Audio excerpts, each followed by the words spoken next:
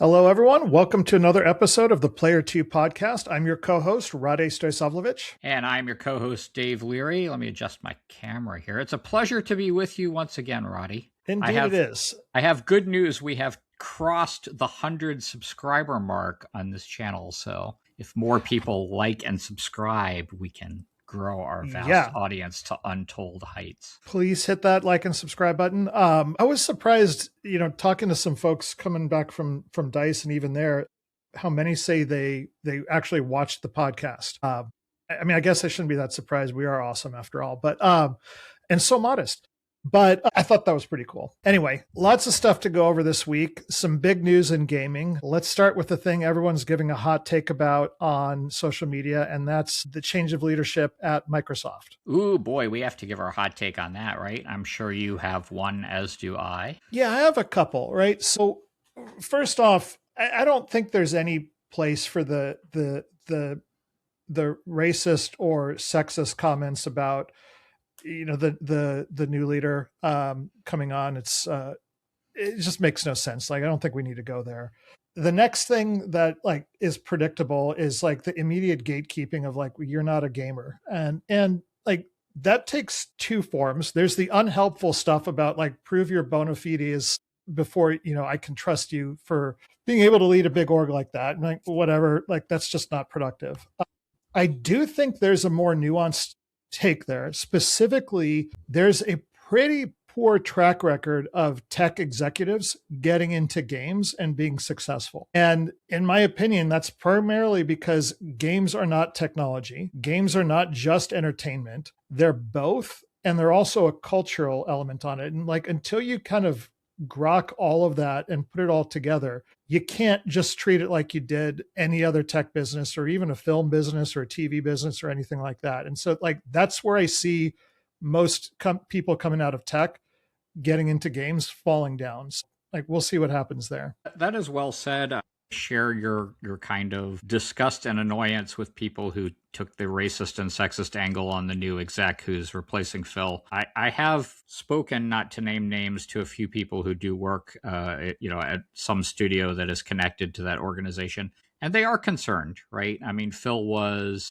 an advocate for Xbox. Whatever else you say about his organization, he was clearly invested in games and trying to make games work. Certainly, there is concern that this means the death of the Xbox in the long run. I think some of those fears are warranted, and some of it is tied into the gamer cred thing you alluded to. There certainly is a long history of executives not understanding games or how games work. There was a pretty interesting interview that I will send you that I saw with Peter Moore, who you and I both remember Peter Moore from his time in a similar role, where he had some words of advice for the new executive there. And I thought they were sort of well stated. She's going to be getting plenty of advice on how to run this organization. It'll be interesting to see where it goes. Yeah, there's another great written interview that Dean Takahashi did with Seamus Blackley as well. So that's worth a read if you want to go look for that. Look, here's my hot take since we're doing this. One, I found it incredibly insulting to claim, as Microsoft did, that this was sort of a planned thing. I fully believe that Phil had discussed potential retirement, but you don't see a guy like him announce his retirement on a Friday, effective Monday, and then his number two quit as well and say, oh no, this is perfectly normal, nothing to see here. That's just nonsense. Clearly Satya and Microsoft leadership wanted to make a change. They made the change. Maybe they accelerated the timetable. Maybe there was some sort of transition plan, but this was not an orderly transition. So that's number one. I found that kind of insulting that they would try to play that off otherwise. Second, as for the new leader, Asha Sharma, who's taking over, she's got Matt Booty as her number two. He got bumped up a little bit, and he definitely has old school game development cred.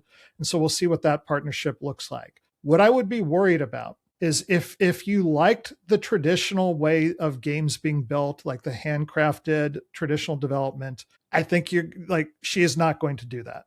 You don't bring in an exec who has no gaming experience from an AI division who worked at other tech companies before to kind of do more of the same. Nor do I think more of the same was working for Microsoft. They clearly, I think, made a bunch of, in retrospect, very questionable decisions about the health of that business. And look, I wasn't in the room when this happened. Feels to me that Phil and his team were hemmed in by a bunch of restrictions put on them by corporate for profit and revenue and headcount growth. But you can't look at that business and say that's completely healthy, right? You got Game Pass that are taking sales away from their frontline games, so the studios aren't turning a profit like they used to if they were selling their content.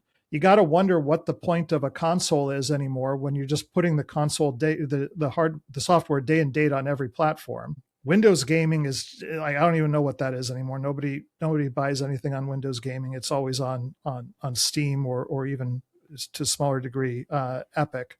And so like I think a change was inevitable if you just look at the numbers of the business. Now, the new exec is promising we're not going to push AI slop and everything into the process. I'm like, sure, maybe. I don't particularly believe that because like they're pushing that into every other aspect of Microsoft. It seems to be a core thing that they're doing. Why would this be any different?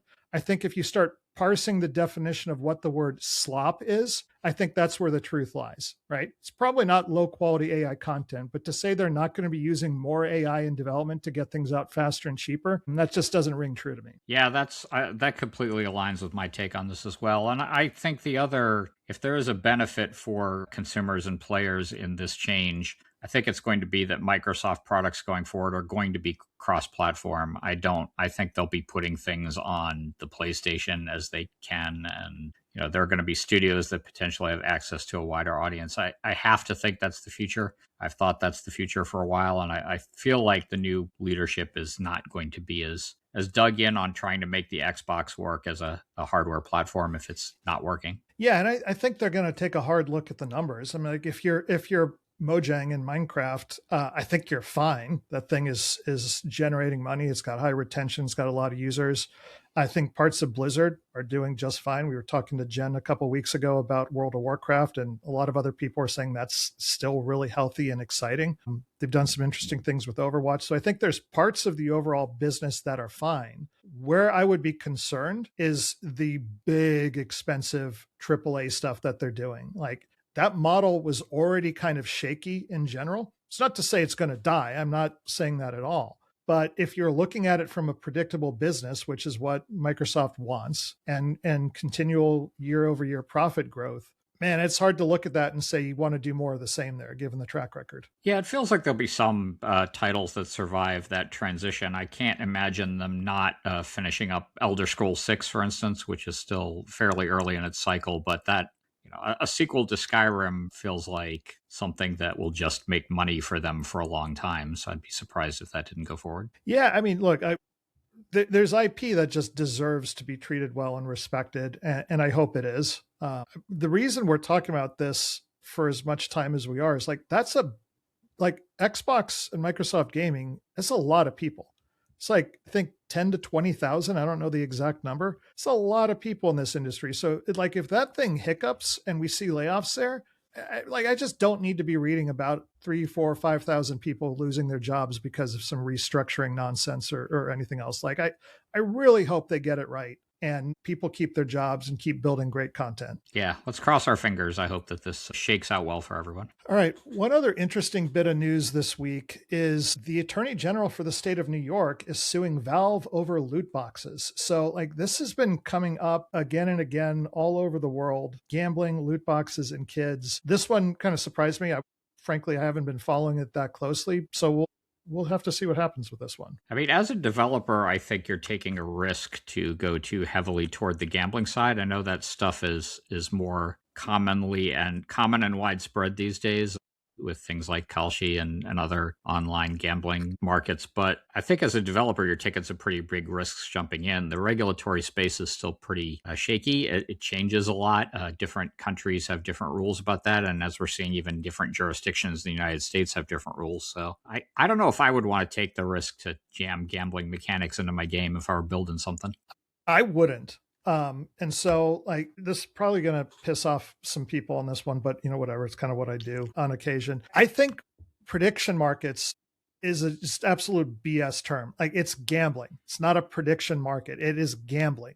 Like let's call it what it is. Kalshi, Polymarket, a lot of this stuff are the same kind of fraudsters that were in early stage crypto that were pushing that nonsense on people and trying to get that into games. They found a place in betting. They found regulation that, or people that they could buy off and get regulatory approval to do a bunch of this stuff. It's rife with fraud and insider trading. You have no regulation about stopping someone who has insider info from something, placing a bet on something and taking your money out of this. Some of that is spilling over into loot boxes and gaming. And I want nothing to do with any of that stuff. It's just, it is not useful. I don't want it. Amen, brother. Are we agreeing again this week? This seems like we got to get into something more feisty. Yeah, look, I'll keep my gambling for the blackjack table at Vegas, where I'm a cheapskate. I put down $20 and whatever, maybe exactly. 40 now with inflation. So we'll see. Smart man, smart man. All right, okay. So let's talk about wrapping up our series that we did, where we were bringing in experts in different subject matter domains in the games industry to kind of talk about things that were wrong, how they might change. What were you taking away from this thing? I've learned some interesting things from that. Boy, me too. I think it was great to have that series of guests on. I think we dug pretty deep into some really interesting topics. I think there are a few takeaways that stuck out to me. We know, and we talked about this with a couple of the guests, that the barriers to entry into the game business have lowered. There are more games than ever out there. Indie developers who are working these days need to find ways to reach their audience, and engage with their community a lot earlier in the process than they did a long time ago. Just building a great game isn't enough for anymore, and it probably hasn't been for a couple of years. It's just the prerequisite to get in the door. I think the other takeaway, which is related, is that the old AAA approach to building games is really failing. We have seen some big budget disasters lately, like Concord and Highguard. I think a few studios are still going to be able to pull off that model if they're riding on great reputation. Rockstar, CD Projekt Red, I'm pretty confident whatever they do next will be great, and it will probably be built in the traditional way. I think Larian, which kind of graduated from AA work on Divinity Original Sin to their first, I would say, AAA game with Baldur's Gate 3. I'm pretty confident what they do next is going to be successful and do well on the basis of that reputation. But if I'm a AAA developer, I'm getting worried about the ground right now, the competition I face from indies, and the process and decisions I'm taking to make and build games. So my two takeaways, we'll start with all of what you just said. And then I've also seen two other things that kind of tie into that. One is a pretty robust discussion that games are too expensive and they need to be cheaper. And I was thinking about that, and I'm like, all right, well, inflation adjusted, blah, blah, blah, time per dollar per hour that you're spending playing, it's actually a pretty good deal. But then I realized, I look back to Arc Raiders, our favorite game that we keep talking about, $39.99 at launch, when everything else at that quality level was selling for $20 more. And I think they're right. Games do need to get cheaper. We talked about through the series a lot of ways you could do that, but part of it is shipping sooner, shipping something smaller, and proving you have an audience before you go too big and dig this financial hole that you might not get out of with your product. So that's one thing. The second thing, there's a discussion around a report that was put out about games are competing for attention more than ever before with other types of content. It used to be, I remember at EA, they always, when I was there, they thought about their competition was entertainment, not just games, right? Because they were competing for hours spent of entertainment. And if you're watching 20 hours of TV a week, you're not playing 20 hours of games a week, that kind of thing. And that's still true, but now there's more. And attention spans have shrunk. And so this whole idea, and we'll talk about a good example of who got this right in our game of the week this week. But this whole idea of you're going to invest all this time before you get to the good stuff, and then it'll carry you through. You can't do that anymore. You gotta build smaller content, get to the fun faster. TTF, or time to fun, that metric matters more than any time, more than any other time I could think of. So all of those things are kind of coming together with another topic we talked about, which is a demographic shift with younger players consuming different types of content. They want more timely content, like the derogatory term friend slop frankly, it's not slop if this is what people are enjoying. And they prefer that over something that's longer format and bigger, right? It's like saying, oh, you suck because you're reading comic books and not full on novels. There's room for both. Like they're both great. Yeah, I think that's all spot on. I think when we get to our game of the week, I would maybe have a question for you there about length of game, because that's certainly a game that has a couple of 100 hours of content if you want to get to it. But it was done in a smart way and more cheaply, and I don't want to give too much away, but we'll get to it in a little bit. All right.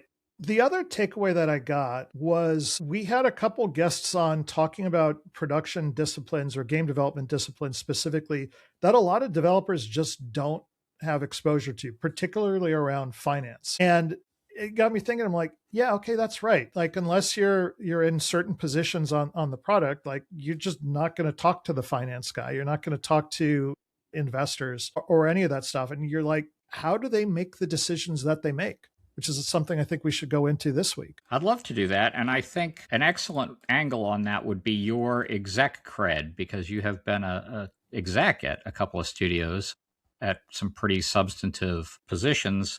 Let's, we've talked about it a little bit before. I know a lot of our viewers will know your background, but give us the little quick rundown of why you have executive cred, what you did at Meta and other places, just so all our listeners are caught up on why you could speak with authority on some of this stuff. Sure. I feel like, maybe I shouldn't wear a blazer or something like that, but I should at least have a puffy North Face vest or something. I could be like a San Francisco tech bro here for a second. So I've been an executive producer at big companies, small companies. I've also run my own studio before. And so that involved funding and hiring and all the legal stuff that you have to do to get that going. And then at Meta, I led the acquisition of external studios that become first party, and I helped build and orchestrate that structure internally to build them up. And then I had 11 different studios all across the world reporting into me, something like 800 some odd folks. So I think that gives me some visibility into all of this.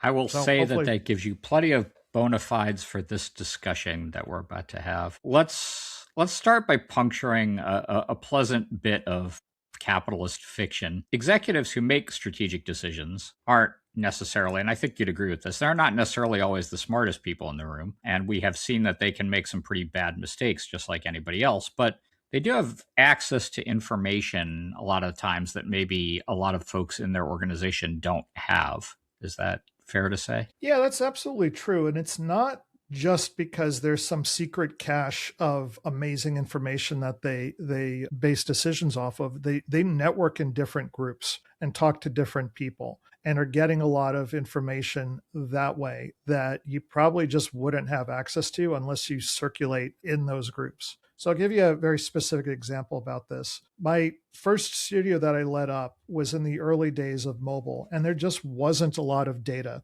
about how things worked, what was working well. If you were number one on an app store chart, like what did that mean for revenue, that sort of thing.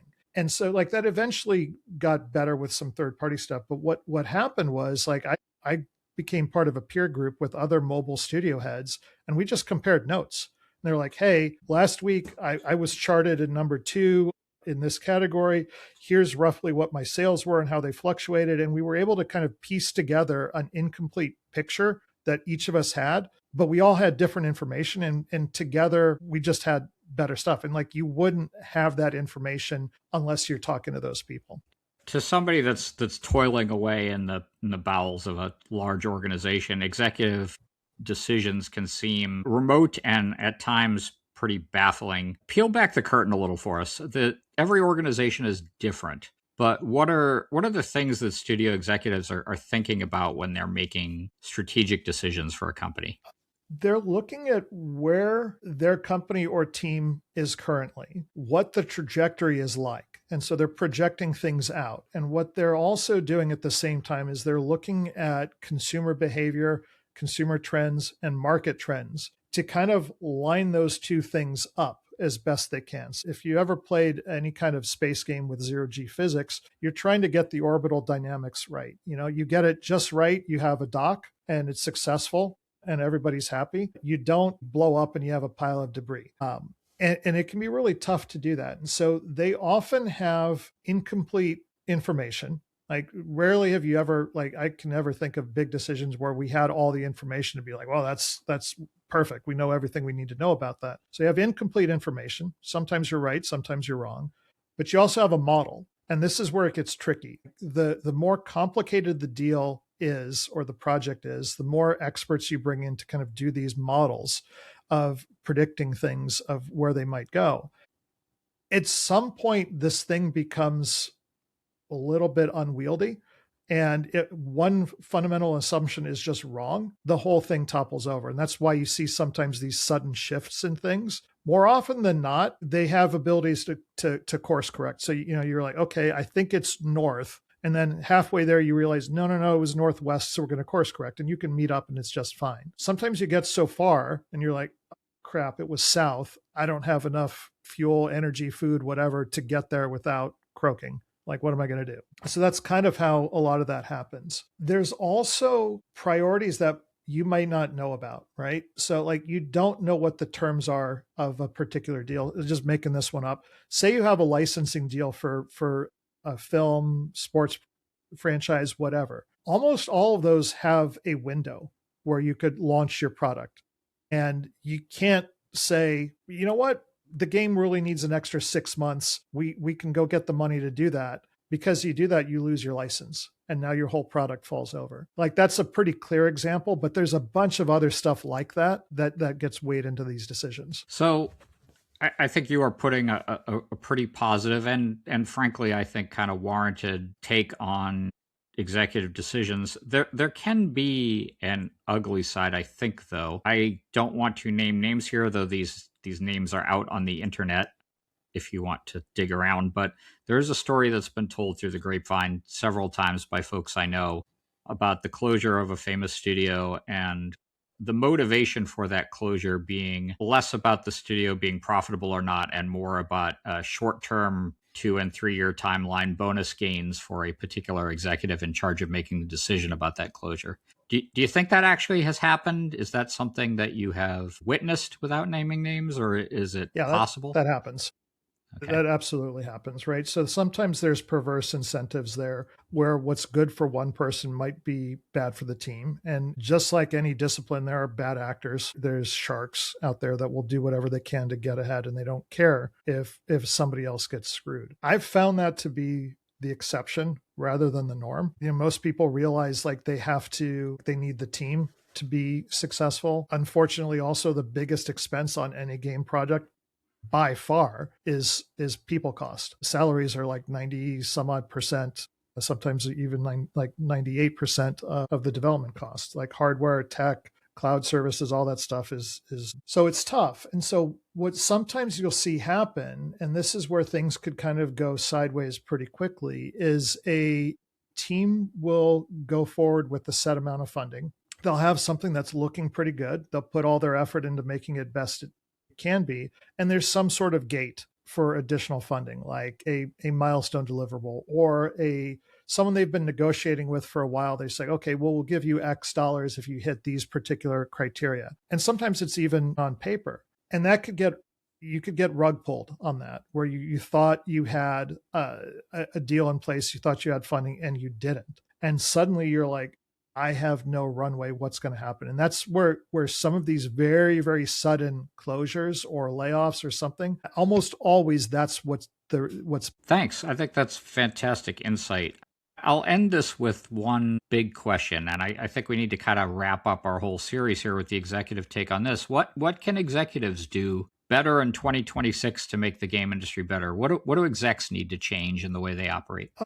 Something that I've tried to do with my teams is be as transparent as possible, right? Like it's a tough job because you have to both be the pragmatist and you also have to be the cheerleader for the product. And so you can't go, like, if you're not sure if your funding source is going to come and you need the product to be as best as possible, you need to push to get the best thing you could show to get the best chances to close that deal. On the other hand, people are buying houses, they're making life decisions. Like, do you want to be the person that stands in front of them and says, yeah, we got to make this great. Let's bust our butts and get this done. And then it comes through and you're like, crap, we don't have any funding, right? So you got to walk a balancing line. So what I would do in something like that is just lay out the stakes and said, hey, we've got a really important milestone. Here's why it's important.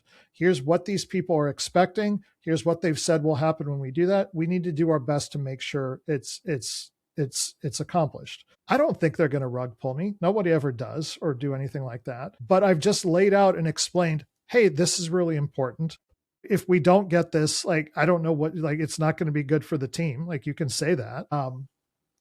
And just have that kind of honest dialogue. So that's one thing that I think could happen. The other thing is you got to have a connection to your customer. I don't care who you are or what level. Like the moment you don't see your customer as somebody whose job it is or your job it is to entertain them, and you start seeing them as a number or a stat or worst case, like a wallet to try to remove money from, like then you start making really unhealthy decisions for your project, for your team, because you've disrespected the customer. So like I think there's examples of companies that have done a really good job at that. Sometimes it doesn't always look like that. And I'll give you a very specific example. Like Nintendo is widely considered as doing very well by their customers, but a lot of people get pissed off when they sue a modder or something like that.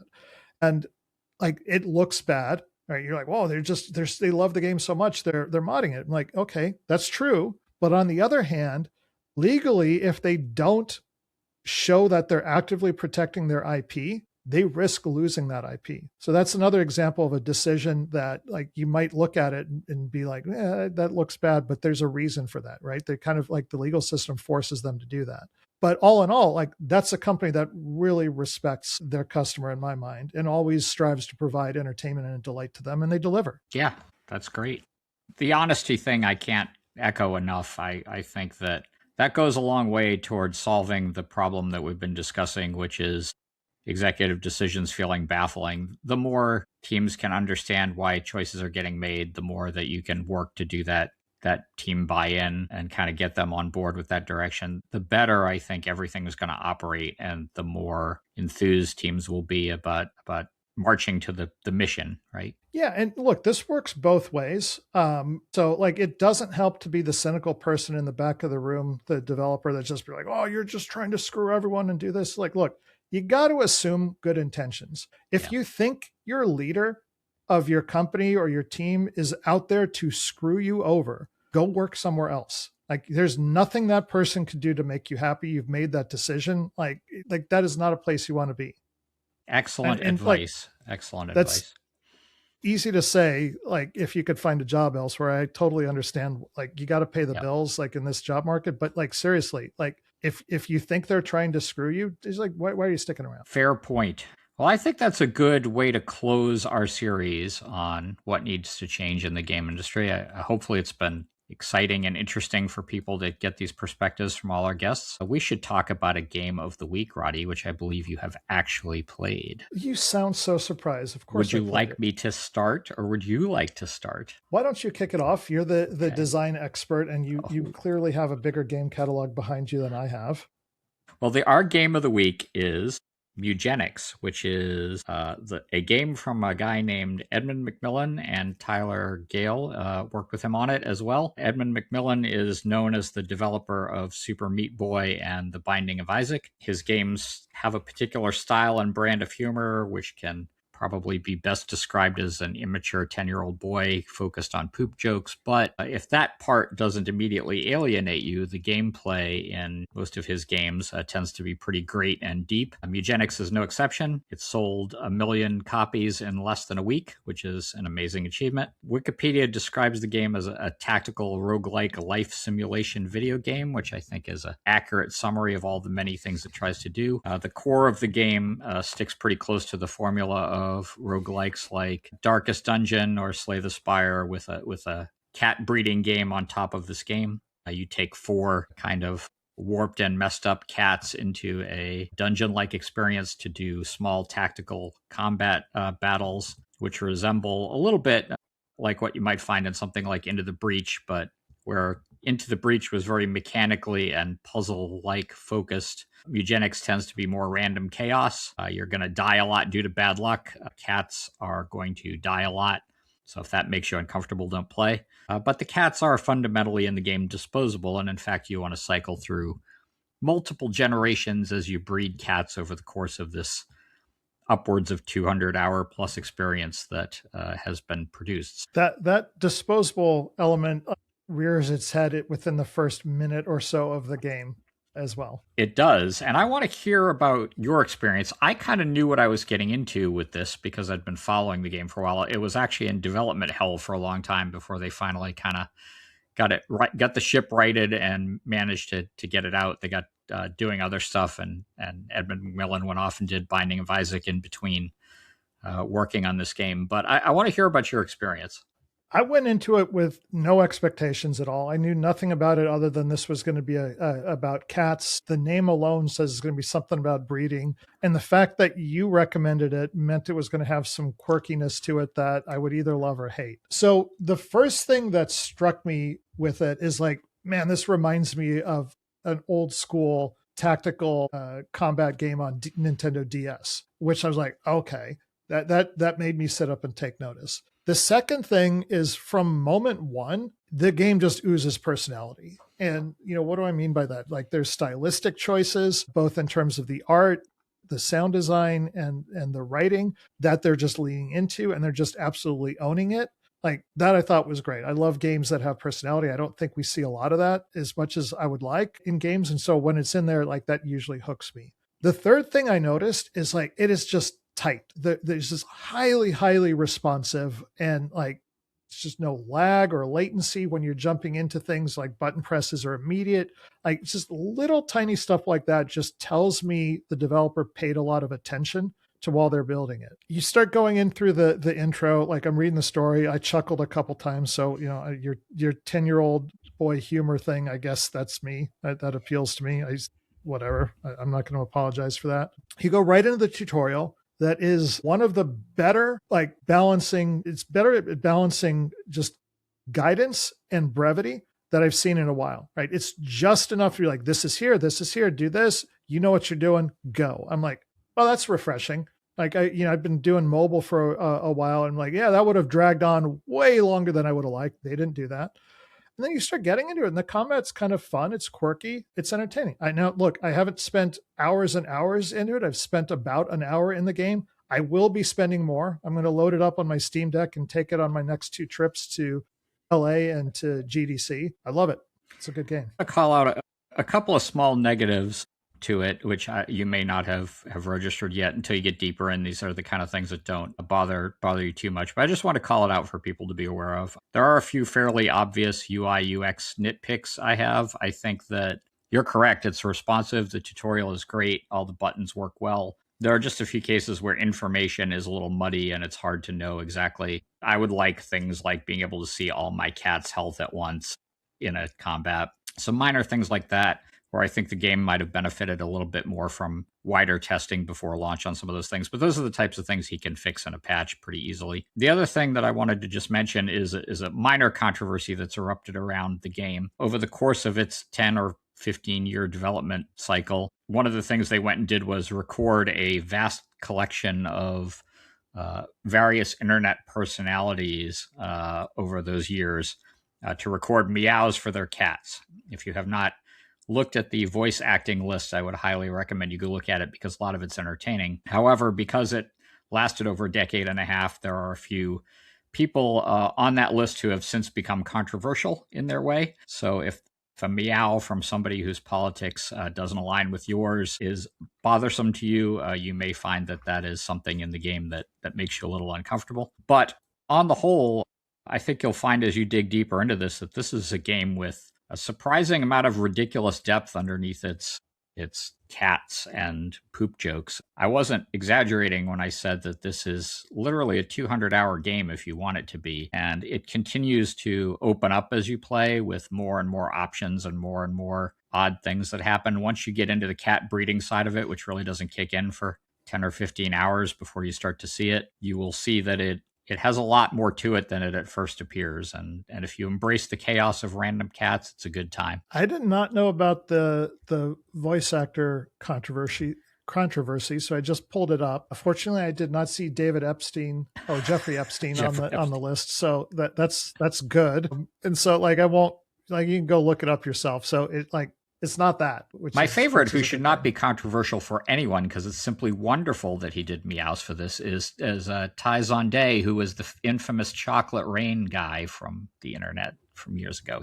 He did a meow for this game, so I know We've that'll make got everyone happy. Movie star Markiplier in there as You well. do have Markiplier in there. We did not mention that in the news, but it's interesting. That's something we ought to talk about sometime, is Markiplier's movie and the success of that, given its video game connection. I haven't watched that. I think I will, mainly because it's kind of like a surprise hit. And anytime you see things like that just pop up, like I want to see it for myself and see if it's signaling a shift or if it's a one-off. We need a movie review episode of our podcast, I guess. If we're gonna go there, like I've just been addicted to The Pit, that drama show with Noah Wiley. Like it's just really, really good. I am suspicious because you and I don't actually share the same tastes in movies a lot, I think, but there are some areas where we cross over. That might be a nice spicy one for us to talk about sometime. Movies and games. That's a good topic. Movies, there you go. Hey, I'll leave it at this. In my mind, modern space shooters or sci-fi shooters do not exist without the movie Aliens coming first. Like you don't get to Master Chief without Aliens and the Space Marines there with Hudson, Hicks, and all those people. I have heard that take from you before. That is a take I'll agree with. I think that's an excellent take. I want Vasquez's gun on the Steadicam. Well, who doesn't? It's just badass. So should you and I leave it there on that point of lovely agreement? Let's do it. All right. It's been thanks, fun. Everybody. We'll do it next week. All right. Take care. Later.